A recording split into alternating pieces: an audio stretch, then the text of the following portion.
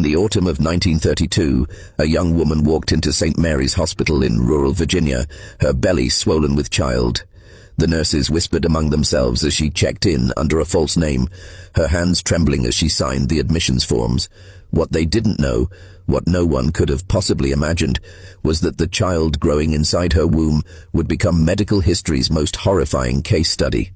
A living testament to secrets so dark, so twisted, that the family involved would spend decades trying to bury the truth.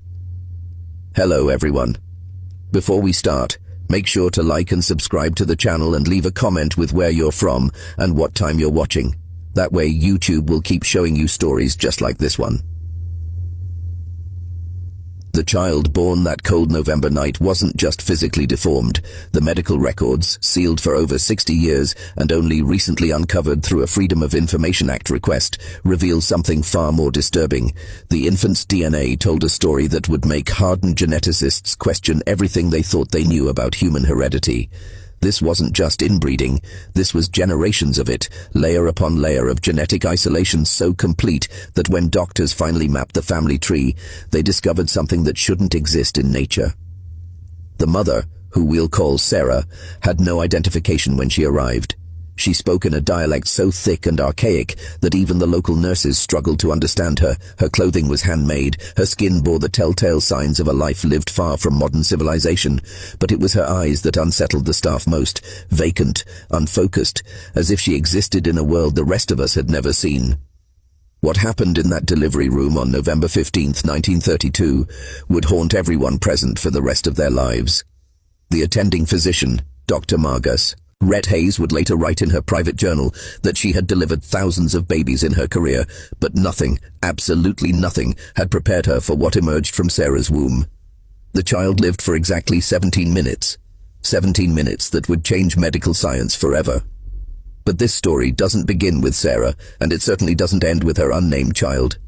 To understand what really happened in that hospital room, we need to travel back almost 2 centuries to a remote valley in the Appalachian Mountains where a single family's dark secret would grow like a cancer, generation after generation, until it produced the most genetically compromised human being ever documented.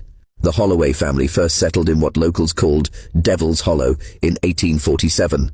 Jacob Holloway, a man fleeing debts and whispers of scandal in Pennsylvania, brought his wife Martha and their 7 children into the isolated valley with nothing but 2 wagons and a determination to disappear from civilized society forever. What he found there was perfect for his purposes, a natural fortress of stone walls and dense forest, accessible only through a single narrow pass that could be easily watched and defended.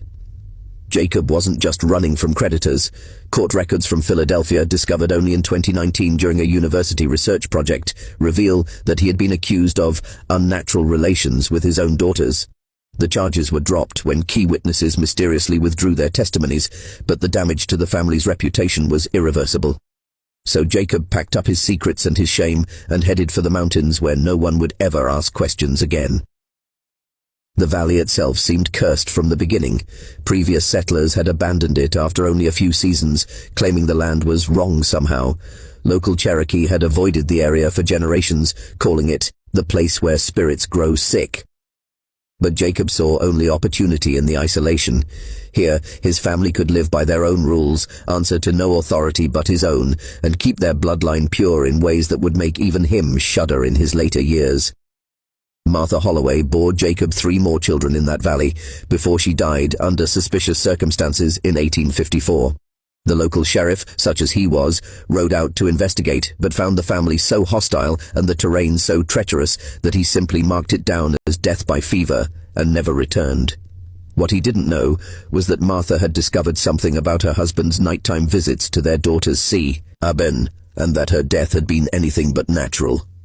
With Martha gone, Jacob's control over the family became absolute. He instituted what he called the natural order, a system of arranged marriages between siblings and cousins that would keep the Holloway blood concentrated and the family's secrets locked away from the outside world.